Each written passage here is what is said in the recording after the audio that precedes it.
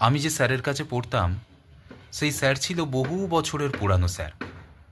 দেখো, যখনই ভিডিও বানাচ্ছি তখনই কিছু ঠক ঠক আওয়াজ, তখনই হচ্ছে মেশিংয়ের আওয়াজ, সব কিছু চলছে। তা সেই স্যার একটা বিরাট লম্বা কঞ্চি নিয়ে বসতো ছাত্রছাত্রীদের মারার জন্য। মানে সেই স্যার এতটাই পুরানো ছিল যে আমার বন্ধুদের বাবা মায়েরা অবধিও সেই স্যারের কাছে পড়েছে। কিন্তু স্যার কিন্তু খুব যত্ন করে পড়াতো। কেন জানো?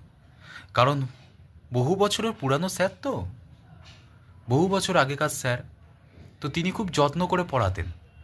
তার কাছে মাইনেটা সব কিছু ছিল না। তার কাছে ছিল একটা কথা, বলতো, ওরে, তোরা ভালো করে পড়াশোনা কর, তোরা যদি ভালো রেজাল্ট করিস তাতেই আমার খুশি, আর আমার কিছু লাগবে না, মাইনেটা আমার কাছে সব নয়, তোরা ভালো রেজাল্ট কর, এতেই আমি খুশি হব। তো এই ছিল স্যারের ভালোবাসা।